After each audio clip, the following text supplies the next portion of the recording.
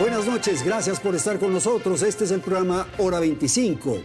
Son 5 años desde que la Corte Constitucional legalizó y reconoció el matrimonio para personas del mismo sexo. Esto nos lleva a pensar si no estamos ante una sociedad que enfrenta una serie de variantes en su concepción tradicional y convencional. Asistimos a cambios en la forma de relacionarnos entre los seres humanos. El trabajo, por ejemplo, la relación con la naturaleza, los hijos, los animales, el tiempo, los valores, entre muchos, están cambiando a esta hora. El matrimonio, la opción de género, la homosexualidad y una serie de expresiones de la sexualidad se manifiestan de manera diversa o alternativa. Nuestros invitados esta noche en el estudio de Teleamazonas, José Cañizares. Él es periodista y creador de contenidos. También nos acompaña María Sol Borja, periodista, articulista de Primicias. Saludo la participación de Víctor Manuel Valle, abogado asociado de Dignidad y Derecho. En exteriores está Mamela Fiallo Flor. Gracias, Mamela. Ella es analista de temas políticos. El primer tema de este programa es el matrimonio igualitario. Belén, buenas noches. Hola Andrés, amigos, muy buenas noches. Así es, el 12 de junio se cumplieron 5 años desde que la Corte Constitucional aprobó el matrimonio igualitario en Ecuador. En 2013, la pareja conformada por Pamela Troy y Gabriela Correa interpuso ante la magistratura una acción de protección, pues el registro civil no les permitió casarse al ser una pareja del mismo sexo. 6 años después, ganaron la acción legal y se casaron, convirtiéndose así en el primer matrimonio igualitario en el país. Luego de este hecho histórico, en ese año se registraron, según datos del registro civil, 82 matrimonios igualitarios. En el 2020 fueron 115, en el 2021 215, en el 2022 sumaron 208 matrimonios del mismo sexo, en 2023 267 y en lo que vamos del 2024 son 127. Gracias y vamos a empezar con José. Una apreciación del matrimonio igualitario, por favor. Bueno, Andrés, gracias por esta invitación y yo creo que el matrimonio igualitario era acceder a derechos que todos tenemos que tener en igualdad, derecho a que el Estado no te diga qué debes hacer o qué no debes hacer con tu vida personal. Eso era lo más importante, sobre todo entender que han pasado 5 años, desde que nos dijeron que el acceso al matrimonio igualitario iba a hacer que la sociedad se caiga a pedazos, que la familia tradicional se extinga. Y hoy en día, 5 años después, todo sigue bien, todo está en pie, la sociedad no se ha caído, más bien las personas son un poco más libres porque ese es uno de los varios derechos que nos falta adquirir como la población LGBT. Entonces yo creo que eso es súper importante de entender, este es un derecho que nos abrió un poco de puertas, pero sobre todo nos hizo entender que la lucha sigue de largo y que no pasa nada. En 5 años no pasó nada y no pasará nada. Ok, gracias, José. Vamos con Mamela en exteriores. Mamela, su apreciación de lo que acabamos de escuchar y esta idea de que no pasó nada, no se desbarató la sociedad. ¿Qué es lo que ocurrió desde su lectura, desde su perspectiva? Buenas noches. Bueno, ¿qué tal? Buenas noches y ante todo, gracias por la invitación. ¿Aló? Está bien, está bien. Lo que vemos sí. es que el primer caso de esta unión mostró que no se trató ni de amor ni de una conquista de derechos, sino de un desmerecimiento de la institución matrimonial, puesto que duró apenas semanas. Lo que hubo es un debilitamiento de la institución e incluso, y eso lo dirá con mejor detalle el abogado, un atropello a nuestra Constitución. Vemos que sí hay un declive en la institución matrimonial. Y vemos que más bien a nivel valores, nuestra nación está en una crisis muy severa. Tenemos cada vez más ausencia paterna, valga el Día del Padre, eso lo veremos más adelante, pero vemos más bien cada vez más desunión, no precisamente por este hecho, pero es el reflejo de un efecto dominó. El matrimonio no es un derecho, es un contrato a nivel civil y un sacramento a nivel religioso. Entonces, los solteros no ejercen un derecho, los divorciados perdieron un derecho, llaman derecho a algo que no lo es y justamente hacen un juego de palabras, pues para que haya un matrimonio debe haber una matriz, un útero, que fecundar. Y en el caso de dos personas del mismo sexo, eso no va a pasar, valga la rima. Gracias, Mamela. Sol, su apreciación, por favor. No sé por dónde empezar. Me parece que es un poco anacrónico intentar tener una discusión de que si es o derecho, y además como poner de ejemplo que una primera pareja se divorció. Es como muchas parejas heterosexuales. Que fue un activismo político. Sí, pero cada quien hace lo que le parece. No, o sea, al final del día, si es que se casan y al final nadie a una pareja heterosexual hoy le cuestiona que por qué se divorcia. O sea, uno se casa y se divorcia como seas homosexual. Incluso hay matrimonios que duran menos de, exacto, de 3 meses. O sea, sí. Matrimonios de Kim Kardashian. Claro. Tiene que dar, o sea, no creo que va por ahí el asunto. Me parece que es un tema de que las personas han sido consideradas y penalizadas por una orientación sexual. Recordemos que la despenalización de la homosexualidad se da en el año 97, es decir, estas personas se iban presas por su orientación sexual. Entonces sí me parece anacrónico que en el 2024 estemos hablando de esto cuando el país se desangra y se cae en pedazos por la violencia, cuando tenemos familias completamente destruidas porque no tienen acceso ni a salud ni a educación, y estamos preocupados por algo que no va a destruir. Nadie le pide a nadie, a ningún televidente, que se case con una persona del mismo sexo, sino simplemente están diciendo el derecho se amplía o el contrato se amplía, como prefieren llamarlo, a las personas que quieren casarse, una mujer con una mujer o un hombre con un hombre. O sea. Ok, Víctor, tal vez esto de la familia que acaba de decir Sol me parece interesante. Hay diversas razones, motivos por las que se descompone una familia. ¿Es por esto también que se daña una familia? Gracias, Andrés, por favor, sí. Y saludo a mis contertulios. De hecho, en primer lugar, estoy de acuerdo en que todos tenemos una dignidad inherente como seres humanos. O sea, nadie puede ser discriminado por su orientación sexual, por su religión, peor por su filiación política o otras categorías. Yo desde lo jurídico solo una apreciación. La sentencia 1118-CN, sí. Voy a su pregunta, de la Corte Constitucional, son 5 años. No solo causó una controversia en lo social, sino que la sentencia además también causó una discusión jurídica. Recordemos que se aprobó con el voto de 5 de los 9 jueces que había. Entonces, 4 jueces votaron, precisamente haciendo un análisis jurídico, votaron en contra de aprobar esa sentencia. Eso simplemente desde lo jurídico. Ahora voy al tema de la familia.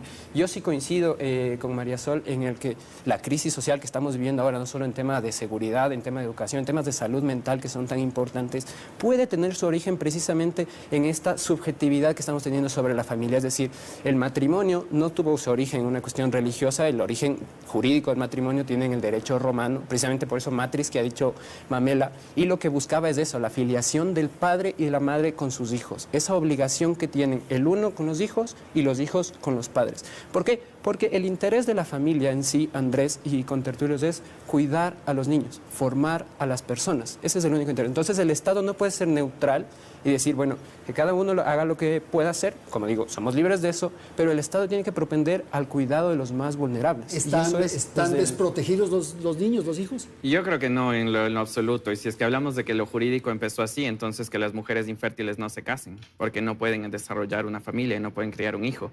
Además, recordemos que no porque algo inició de una manera significa que por el resto de la humanidad tiene que ser así, si no seguiríamos jugando en las Olimpiadas desnudos.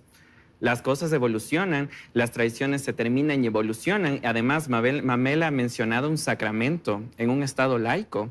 Ahí sí tenemos un problema muy grave, porque si bien defenderíamos de la libertad religiosa, de que todos podamos creer en absolutamente todo lo que creamos, pero imponer, ahí sí estamos hablando de una imposición. Y los niños, se ha demostrado con estudios, los niños no están en desprotección porque haya familias homoparentales. Los niños están en desprotección porque hay una ley que no deja adoptar, que ni siquiera las parejas heterosexuales es fácil adoptar en este país. Y tenemos un grave problema de adopción. Ni siquiera estoy hablando de las parejas homoparentales. Entonces, claro, nos preocupamos por los niños cuando es una herramienta para eliminar derechos a las poblaciones vulnerables. Ok, gracias, José. Rápidamente, Víctor, y voy a ir con Mamela enseguida. Solamente desde lo técnico coincido con José en que nuestra principal preocupación es el tema de los niños, pero en el estudio más serio que se ha hecho en Estados Unidos, que es incluso un país en el que estos temas se han desarrollado ya hace algunos años, que es del Centro de Investigación de la Población. Años, recién desde 2015 hay matrimonio igualitario. El estudio que se hizo del tema de cómo se crían los niños en distintas familias. El más serio, con un muestreo en todo Estados Unidos,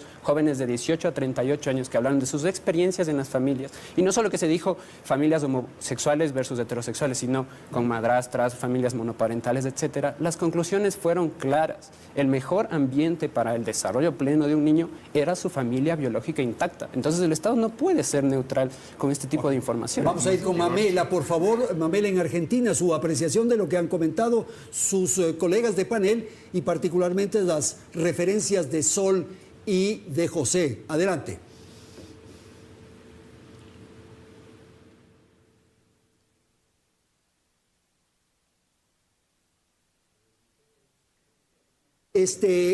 Mamela, tenemos un problema, tiene que abrir su micrófono. ¿Me escuchan ahí? Ok, ahí está perfecto, Adelante. Si bien soy partidaria de la consigna mejor reír que llorar, sus risas muestran lo devaluada que está la institución familiar. Se ríen muy a la ligera de la separación, el divorcio y la desvinculación de matrimonios como si se tratase de algo anecdótico, cuando la realidad es que, como bien señaló mi contertulio Víctor, las familias intactas, biológicas de madre y padre han demostrado estadísticamente ser la mejor forma de componer y criar una familia. De hecho, es tal el daño de la ausencia paterna en un niño que le daña los telómeros, que es la punta de sus cromosomas.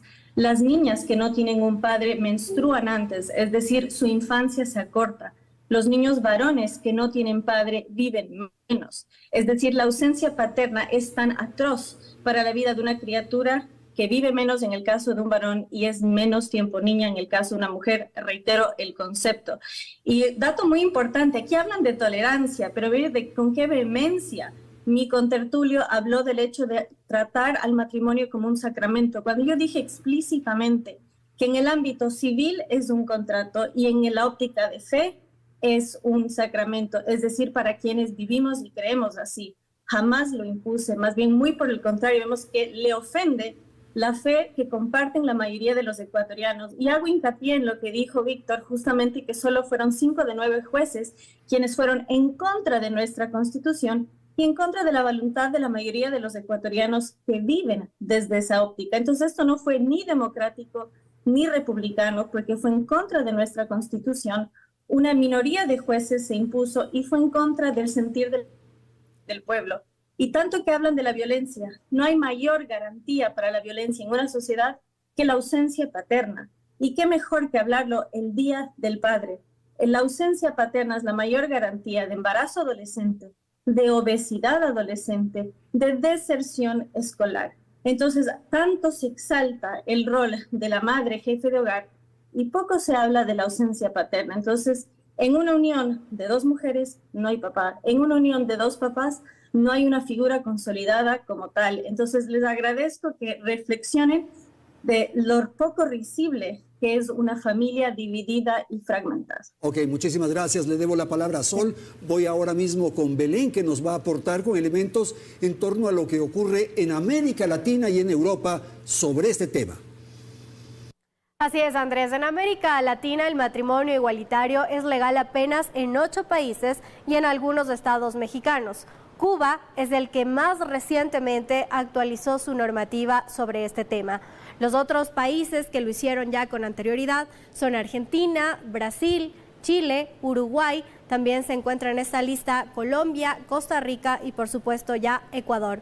Mientras que en Europa, Países Bajos fue el pionero en legalizar el matrimonio igualitario, cumpliendo ya 23 años con esta legislación, en tanto que España lleva ya 19 años.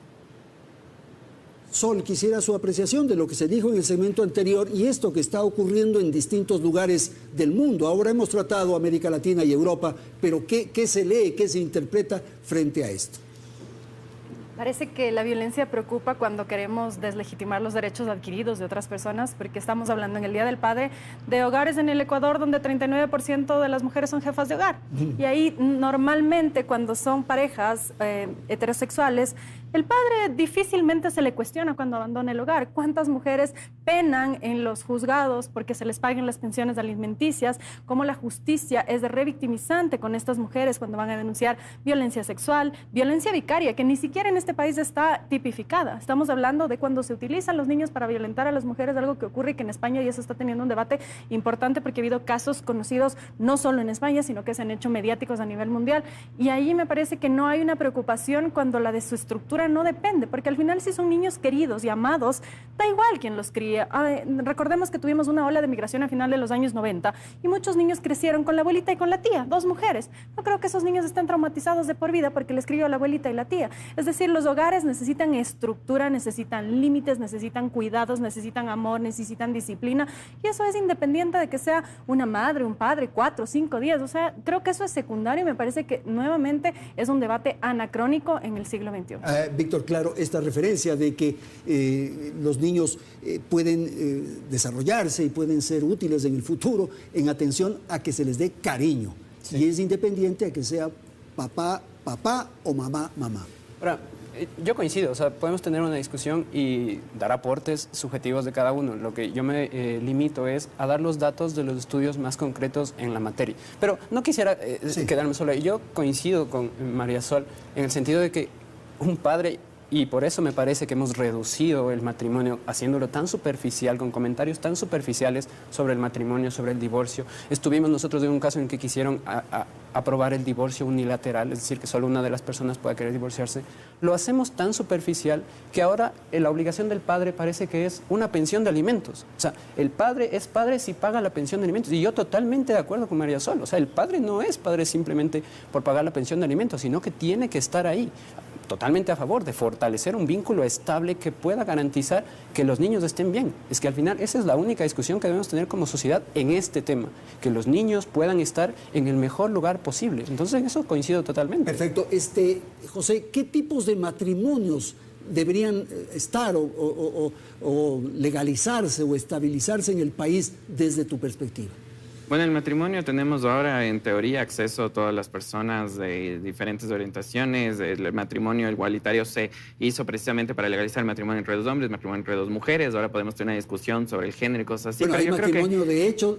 Es de unión, de hecho, que es un tema unión. diferente, porque la unión, de hecho, incluso se ocupaba ya cuando la relación se había terminado para poder jurídicamente y legalmente separar los bienes. Para eso se utilizaba, era un derecho más legal, más que como institución, como dicen mis contertulios, como matrimonio. Pero a mí, realmente lo que sí me preocupa es la utilización de datos y de estudios, que tal vez por eso un poquito mis risas no era por faltarle el respeto a Mamela, sino que pensé que la discusión se había vuelto más amena por hablar de temas como daños de cromosomas.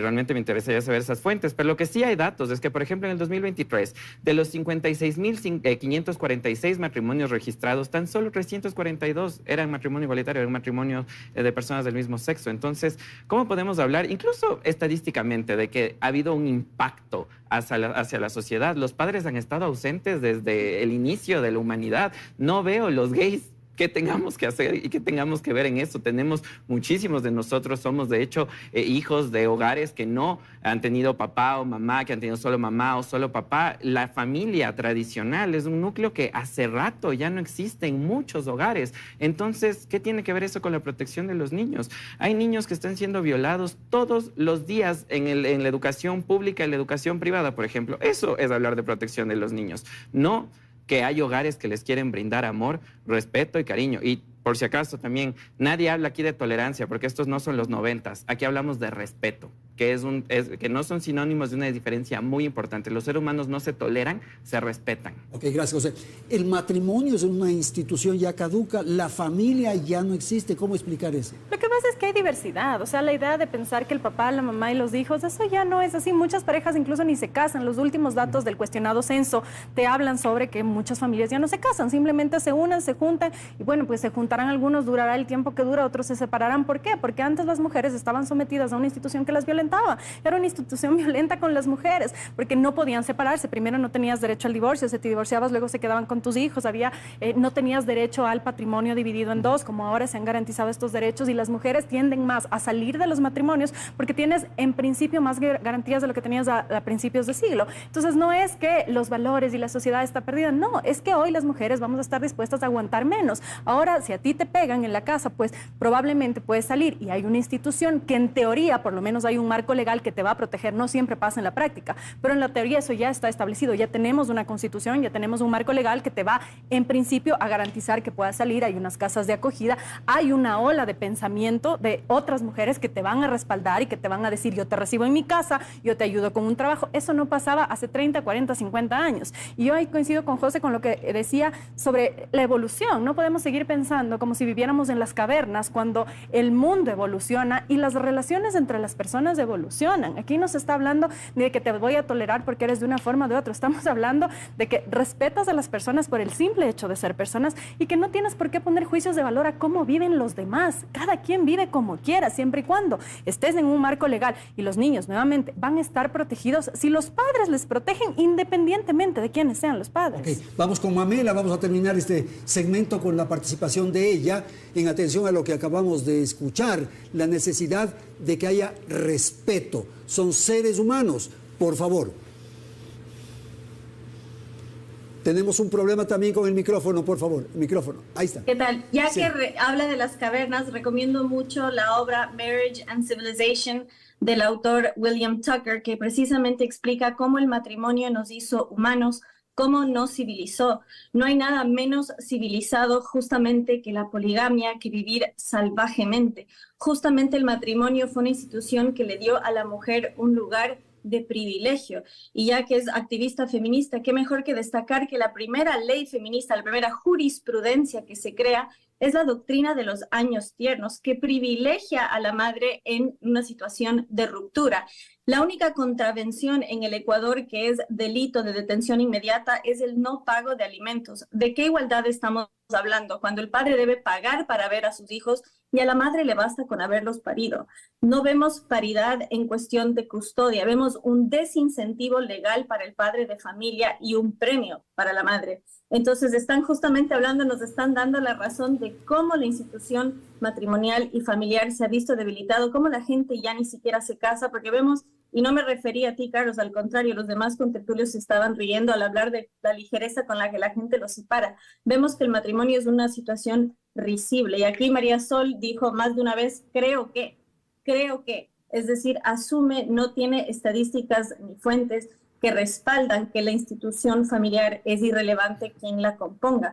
Más bien vemos que hubo un índice muy elevado de suicidios en las familias de migrantes, en familias separadas. Entonces decir que da igual que no sean mamá y papá no es verdad, y hay estudios que demuestran lo contrario.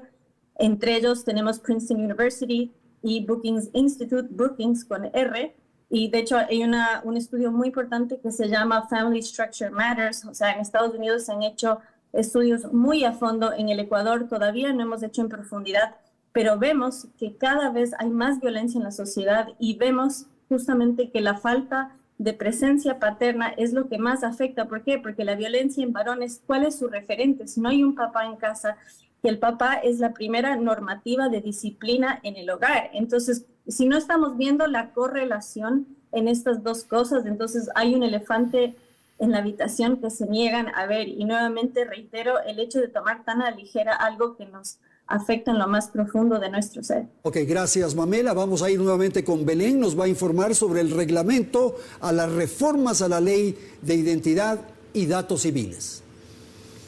Sí, Andrés, el respeto a los derechos adquiridos continúa avanzando. Esta semana que termina, por ejemplo, el presidente Daniel Noboa emitió el reglamento a las reformas a la Ley Orgánica de Gestión de Identidad y Datos Civiles, que entre otros temas facilita el trámite para que las personas puedan solicitar la rectificación de su sexo o género en la cédula. El cambio se podrá realizar por una sola vez y cuando la persona haya cumplido la mayoría de edad. Luego de cambiar el sexo o género, la persona también podrá cambiar su nombre.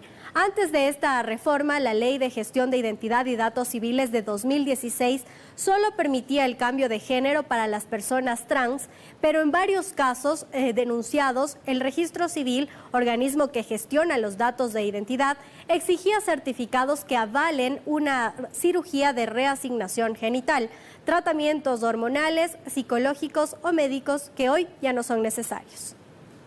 Entonces, Víctor, este elemento que hemos puesto en torno a lo que ocurre con la identidad, ¿cómo explicar, cómo analizar? Sí, únicamente en lo jurídico, Sí. en efecto, esto vino de un reglamento emitido a una ley que ya aprobó la Asamblea y que fue por orden igual de la Corte Constitucional.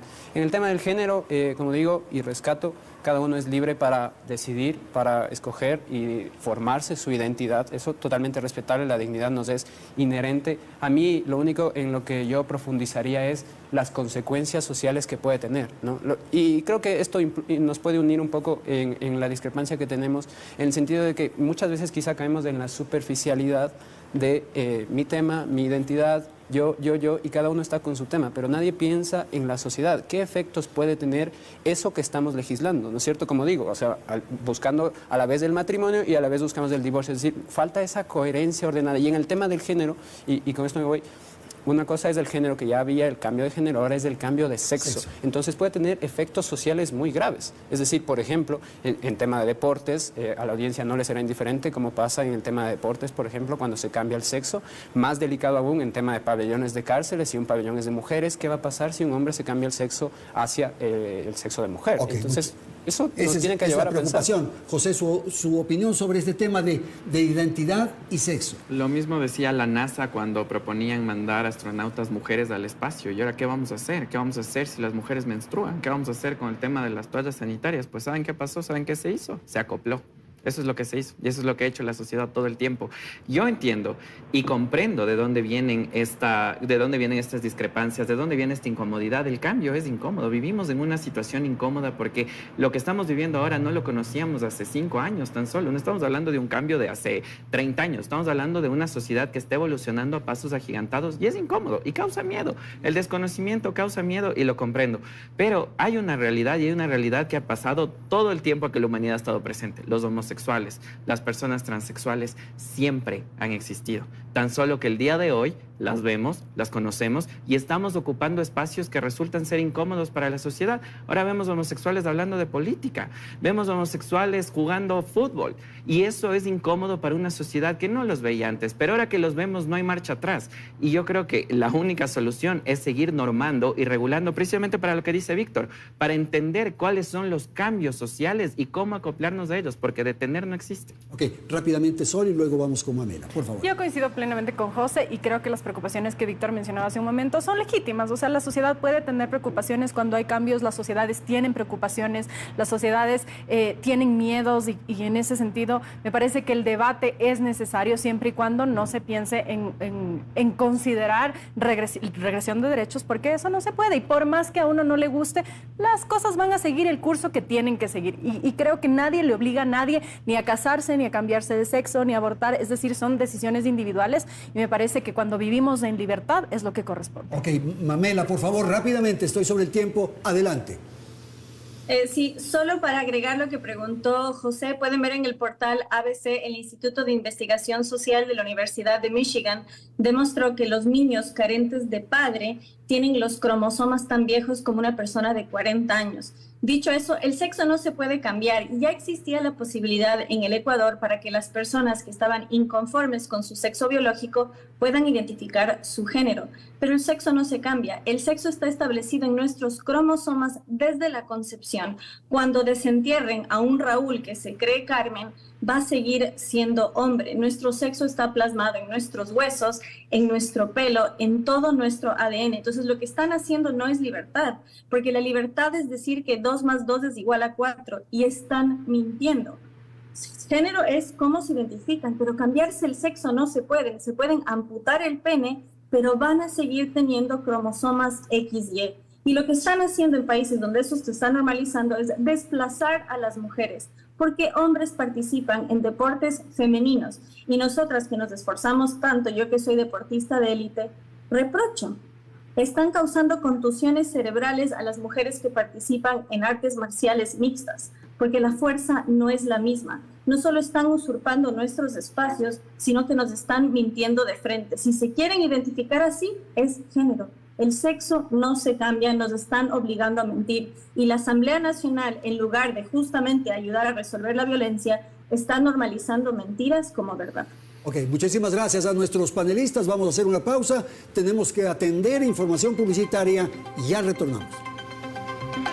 Continuamos con más, amigos. Por primera vez, Ecuador tiene datos levantados por el INEC sobre la población LGBTI en el país. Suman en total 279.070 personas que se autoperciben como parte de este grupo. Sin embargo, el número puede ser mayor, pues por diversos motivos aún prefieren mantener en silencio su autopercepción. Estos datos, según el INEC, permitirán definir políticas públicas para este grupo de la población. José, quisiera su apreciación sobre esto. Es la posibilidad de que cada una de las personas pueda definir su condición. ¿Cómo leer, cómo interpretar? Para mí esto es una de las más grandes atrocidades que ha hecho el Estado contra las poblaciones LGBT, decir que tan solo somos del 2.4%. Primero, un censo absolutamente cuestionado. Recordemos que en el censo desaparecieron 600.000 personas afro. 600.000.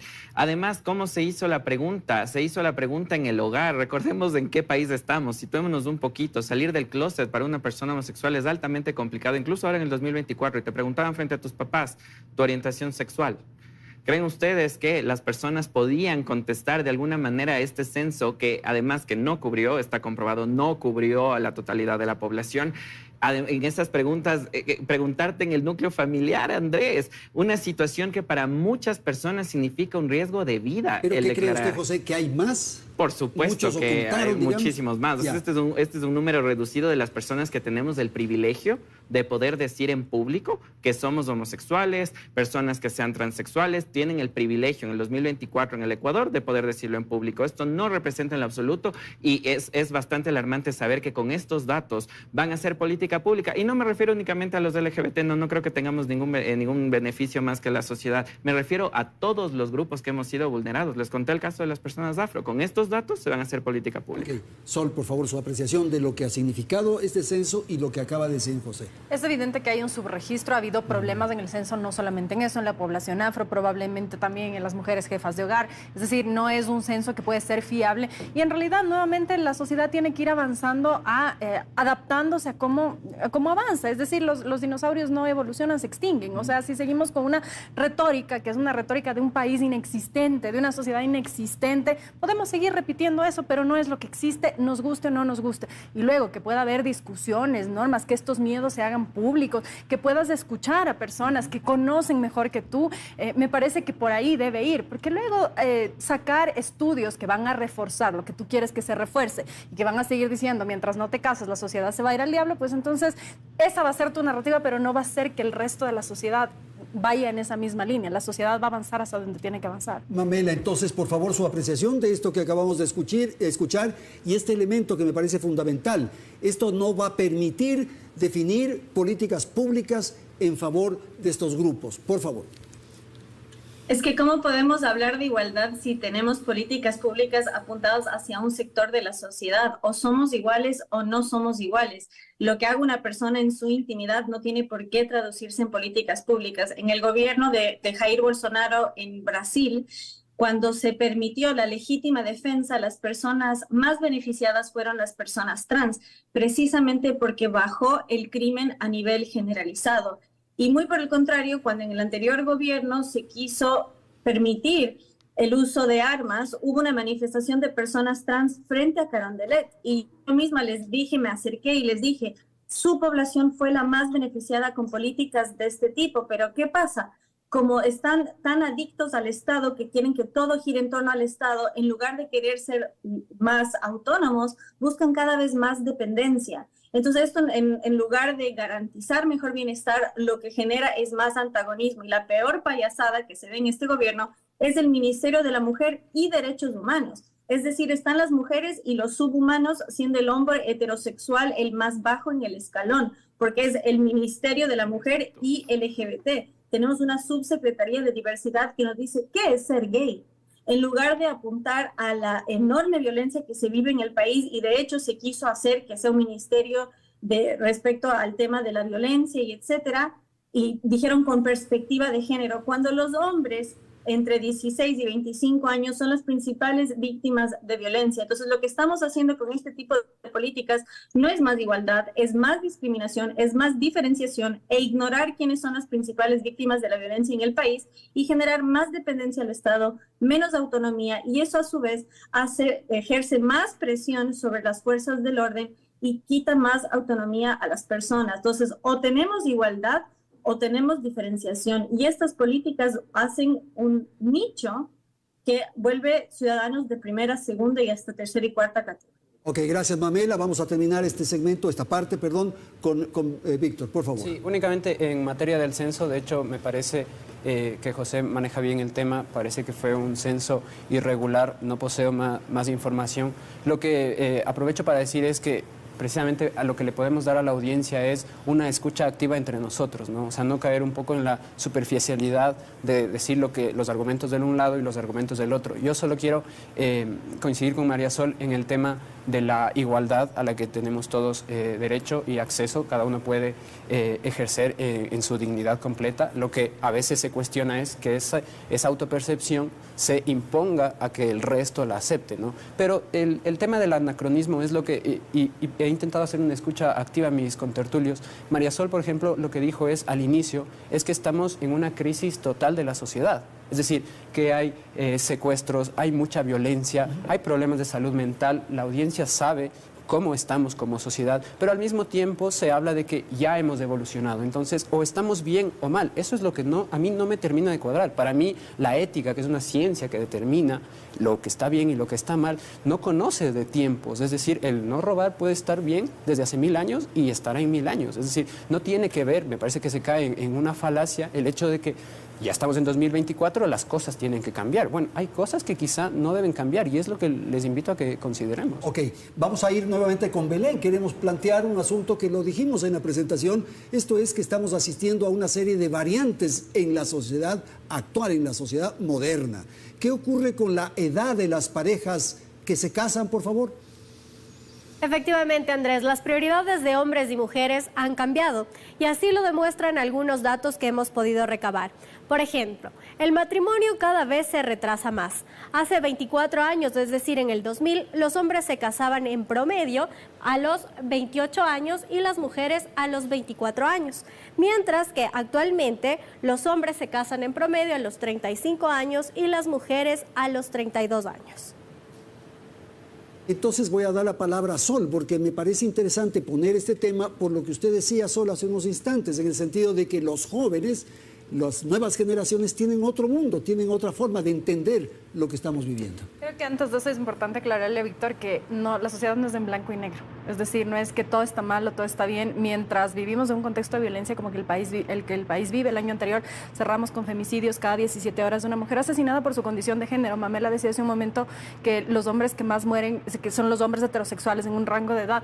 Bueno, pero pues se matan entre ellos. O sea, porque hay guerras, a las guerras van los hombres, las guerras son por... Exacto, no es por su condición de hombres, mientras que en el caso de las mujeres es así. Entonces, la sociedad propende a buscar un marco legal que para que tengan esa igualdad tiene que darle garantías adicionales a las personas que están en desventaja, porque no es lo mismo partir de una, así sea para llegar a una carrera, a una universidad, no tienen las mismas ventajas. Una mujer afro que nace en el campo porque está empobrecida, porque está vulnerable, que un hombre heterosexual que esté en la ciudad, porque las condiciones no son las mismas y cerrar los ojos a esos lo puedes hacer, pero es mirar la desigualdad. Y sobre el tema del matrimonio me parece que... Esto del matrimonio tardío que llaman. Sí, me parece que también tiene que ver con las condiciones de precarización de las sociedades. Estamos en un país en el que 1 de cada 2 personas trabajan o reciben un ingreso en situación informal, es decir, no tienen seguridad social. Si no sales a trabajar, muchos de ellos son comerciantes, no salen a vender, pues ese día no comen simplemente. Entonces, en esas condiciones, muchos jóvenes que tampoco tienen acceso, miremos la crisis en la seguridad social, muchos jóvenes que tienen que trabajar o 1 hora o 2 horas no tienen estas condiciones que nuestros padres quizá o nuestros abuelos tenían y que eso permitía pues juntarte, poder comprarte una casa a los 28, 30 años. Muchas de generaciones anteriores lo hicieron. Hoy conversa con cualquier persona y muchas mujeres dicen, yo quisiera tener hijos, pero no puedo, no me da la economía. Pues mira cómo el acceso a la educación. ¿Cómo vas a pensar en niños que van a educarse si hoy tenemos profesores que están siendo vacunados? ¿A qué escuela les vas a mandar? O sea, ya no estoy hablando ni de escuelas privadas, porque eso ya es un mundo económico impensable. Y lo piensan varias veces si es prudente casarse o no. Víctor, a ver. Sí, de hecho, ahí sí coincido muchísimo en el tema. Hay una crisis actual, o sea, me parece que precisamente por eso todos los temas que ya están en el sentido de la igualdad y todo el tema LGBTI y demás, respetémonos unos a otros, cada uno es libre, pero me parece que precisamente todas esas condiciones, porque es un problema, Andrés, como bien lo ha dicho Belén, la gente ya no se casa, la pirámide poblacional corre un grave riesgo, esto es algo que yo lo converso mucho con mis cercanos, a veces la gente habla de sobrepoblación. ¿Cuál sobrepoblación? Si el IES está en crisis ahorita y la tasa de retorno que tenemos ahora ya es la menor en el Ecuador, entonces precisamente el deber del gobierno y de los legisladores es cómo hacemos para que la gente pueda tener esas condiciones. Y precisamente me parece que la superficialidad de hablar del género, del sexo, que como digo, todos somos libres para eso. Hablar de esto sí, esto no, no nos permite, por ejemplo, hay proyectos de ley en la Asamblea, yo lo he revisado como abogado en el portal de la Asamblea, proyectos para defender a la familia, para promover estos incentivos laborales, de flexibilización, licencias, etcétera. Hay algunos avances ya con la ley de economía violeta para agilizar el proceso de adopción que no se están tratando porque nos quedamos en esta superficialidad. Okay. Esa para mí es... Les quiero proponer un asunto, vamos a ir a un corte, tenemos que atender la publicidad y enseguida volvemos para enlazar este tema que tiene que ver con la matrimonio tardío, con la edad de la maternidad. En un instante retornamos.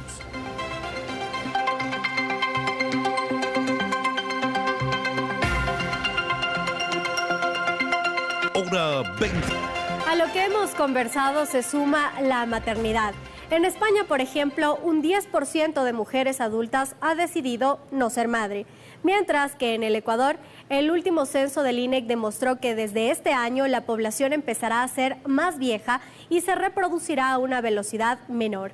En 1950, una ecuatoriana daba a luz en promedio 6 hijos.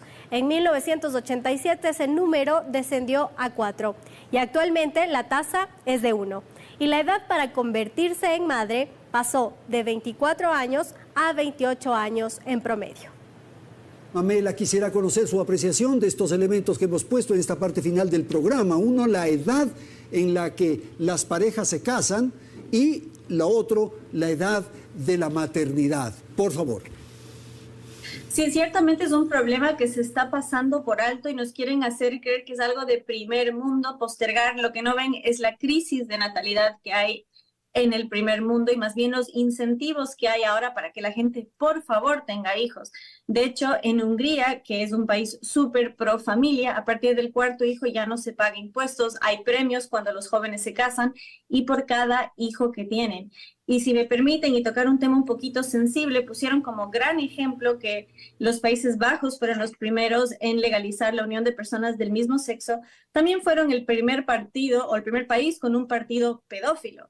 Y fue formado justamente por una pareja del mismo sexo que fue detenida en el Ecuador por tener pornografía infantil y por tener un hotel de turismo sexual con huérfanos del terremoto. Entonces, mucho con cómo se mueve el eje moral y normalizar, porque pasa ahí y fueron pioneros, porque ya que hablamos de la edad en la que la gente se casa, es importante ver también cómo se normalizan estos fenómenos. La misma Corte Constitucional que nos dio la unión de personas del mismo sexo, que legitimó matar a personas en el vientre y que pretende darles a los animales derechos como los seres humanos, también bajó la edad de consentimiento sexual y la misma Corte Constitucional no permitió hacer un registro de violadores.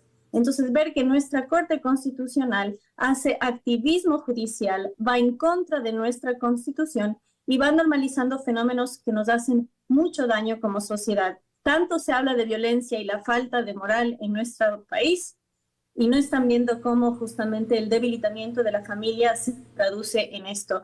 Postergar la maternidad y el matrimonio no trae buenas consecuencias, no lo hizo en el primer mundo y claramente no lo está haciendo en el Ecuador. Gracias, Mamela. Por favor, José, su apreciación. Bueno, mi querida Mamela, yo creo que hablar de pedofilia y tratar de vincularlo con la homosexualidad es tan irrespetuoso como si yo tratara de vincular la pedofilia con la iglesia. Estoy seguro que a usted no le gustaría mucho eso. También hablando un poquito en el tema de los derechos, y es que es una preocupación, y lo que tú has dicho, Víctor, y lo que hemos escuchado de Belén es una preocupación. De hecho, se llama el bono demográfico, que es un problema de que tal vez en el futuro, y no tal vez en el 2050, el Seguro Social no va a tener para pagar las jubilaciones por el problema de que no hay nuevos aportantes. Déjennos tener hijos de los gays. No sería una solución poder abrir a las puertas a nuevas familias, a que haya inseminación artificial. Usted ha puesto a Mamela de ejemplo el primer mundo. Regresemos a ver a Finlandia, ese también es primer mundo. Ellos han hecho, de hecho, esa es una de las medidas para hablar de natalidad, es saber que hay diferentes tipos de familias y permitirles a las familias homoparentales abrir la inseminación artificial, tener hijos, porque si el problema es la natalidad, ¿por qué los gays no podemos tener hijos entonces? A ver, Víctor, rápidamente te doy la palabra, Sol, rápidamente. De hecho, en inicio compartí los datos en cuanto a un niño que crece con 2 papás o con 2 mamás, los he expuesto. Es decir, me parece que estamos un poco utilizando al ser humano, que en una visión utilitarista de que, oye, yo quiero un hijo, entonces tengo derecho a tener ese hijo. A mí me parece que un ser humano es un fin en sí mismo y tiene una dignidad inherente, ¿no?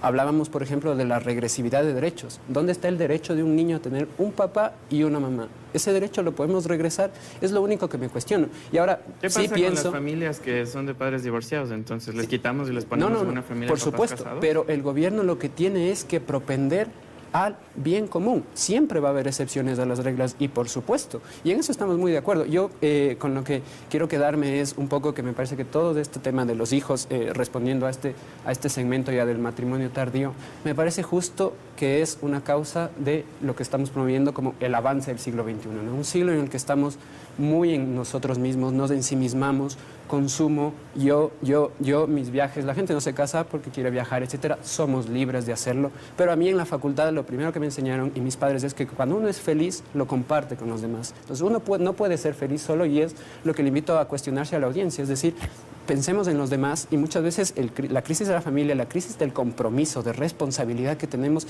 es por ese miedo que tenemos y por estar muy ensimismados. Ok, Sol, por favor. Pero eso decide cada quien. O sea, no creo que la sociedad ni el Estado debe decirte cómo vivir, cuántos hijos tener, con quién casarte. A mí me parece que es un avance gigantesco que las mujeres puedan decidir. Yo felicito porque hemos visto casos de niños abandonados en familias heterosexuales. ¿Cuántos niños están ahí en la fila para ser adoptados y simplemente no se adoptan porque el Estado no se da abasto, no puede, no hay cómo? Son familias de heterosexuales. Entonces, no creo que tenga que ver la crisis de la sociedad con que las mujeres no quieran tener hijos o con que las parejas no se casen. Creo que pasa por muchas otras cosas que poco tienen que ver con eso. Y me parece que es una falacia tratar de posicionar esta idea. Primero, vincular la pedofilia a la homosexualidad. Hemos visto familias enteras en Estados Unidos, o hace poco, una familia, eran 2 mujeres que insta-mommies, de estas que les ponen a sus hijos, etcétera, a hacer cosas, fueron ahorita sentenciadas por tortura, porque había malos tratos, las 2 viviendo en familias heterosexuales, con niños que estaban siendo violentados, abusados, maltratados. Es decir, esto no tiene que ver, y me parece que es una brutalidad tratar de vincular lo uno, ¿no?, con lo otro. La pedofilia, nadie en esta mesa va a apoyar la pedofilia. Las miles de niñas que son madres antes de los 14 años en el Ecuador vienen de un acto heterosexual, de un acto de pedofilia heterosexual. Entonces, no entiendo esa vinculación que se hace en un caso con el otro. El incesto. Las niñas que dan a luz cada año aquí, me parece que son 10, de acuerdo a los datos de UNICEF, son víctimas de incesto en sus familias heterosexuales. Entonces, sí me parece que tratar de adaptarle a la sociedad, a cómo yo quiero vivir. Entonces, a mí me parece que el matrimonio es la institución más sagrada, maravillosa y divina del mundo. Bueno, pues cásate. O sea, nadie te dice que no, pero nadie te obliga, nadie le pide a otra persona, pero es que tú no tienes por qué decirme a mí, a Andrés, a José o a nuestro televidente cómo hacerlo. Y creo que la libertad es precisamente, que tú, Andrés y yo decidamos si queremos casarnos, tener hijos o no. Ok, vamos a ir con Mamela, vamos a ir cerrando el programa. Quisiera un mensaje final. Empecemos con usted, Mamela, si es tan amable. Por favor, lo más corto. El micrófono nuevamente. Sí, reitero lo antes dicho, tanto que se está hablando de abuso a menores y vemos que la misma Corte Constitucional que hace activismo judicial bajó la edad de consentimiento, impidió hacer una lista de depredadores sexuales y además ante los casos de abuso, en lugar de buscar perseguir al depredador, al abusador, busca matar a la criatura que es fruto de esa relación abusiva. Y dejar en claro nuevamente que lo que yo dije es lo que está permitiendo nuestra Corte Constitucional y como por segunda vez en este panel, José apela contra la institución religiosa que adherimos la mayoría de los ecuatorianos. Habla de respeto pero no lo muestra. Y dato muy curioso, vamos a las estadísticas. Solo el 0,2% de los casos de abuso pasan en un ambiente clerical. Sin embargo, la gran mayoría de los casos son de índole homosexual. Tanto así que Papa Francisco ha pedido que por favor no admitan homosexuales en los seminarios, puesto que ahí es donde radica el mayor caso de abusos, primero en el seminario y luego después. Así que no toque territorio engorroso porque se va a quemar. Ok, muchísimas gracias, Mamela. José, por favor, vamos a ir despidiendo. Sí, solo quería aclarar que no he atacado a ningún tipo de iglesia. Yo tengo mi Dios y mi Dios jamás me haría imponer mis creencias a ninguna otra persona. Yo creo que para la audiencia es súper importante entender que da miedo. Estamos en un momento de cambio, da miedo. Todos tenemos miedo, pero los derechos no son pastel. No porque a una persona se le está dando un tipo de derechos, a usted le están quitando. Y eso es súper importante de entender. Los derechos no están hablando de igualdad, están hablando de justicia para las poblaciones que han sido vulneradas y para alcanzar una sociedad en la que todos nos respetemos. Y en donde estas discusiones que a mí sí en lo personal me han hecho el cromosoma un poquito de daño, pero se terminen y estemos en una sociedad donde nos respetemos. Es todo lo que Muchísimas queremos. gracias. Por favor, Víctor, lo más rápido. Yo reitero, mi agradecimiento es una invitación. Trato de escuchar, trato de ver los puntos que tenemos en común y me parece que esa dignidad que compartimos todos los seres humanos nos permite discrepar en libertad. Es lo único. Mis respetos, mis disculpas si he interferido o he dicho algo que pueda ofender a alguien, pero he manifestado mi opinión libremente. Perfecto. Sol, con usted terminamos. Los datos, la precisión de los datos eran 5 niños y niñas de madres violentadas sexualmente nacieron en Ecuador cada día. 5 niños, de niñas de 10 a 14 años, de padres heterosexuales, hogares heterosexuales. De ese dato sacado de la chistera me parece que no es apropiado porque confunde a la gente, incluso proporcionalmente. Las familias homoparentales son mucho menores que las familias heterosexuales, así que el dato no da.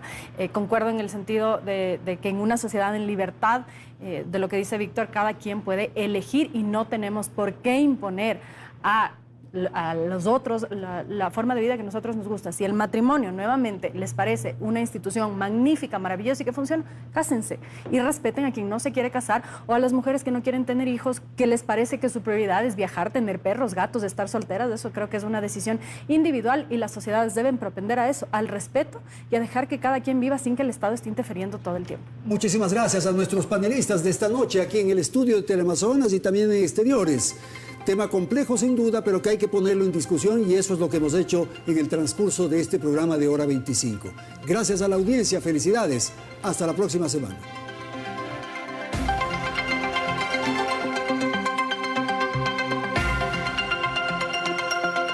Teleamazonas presentó Hora 25.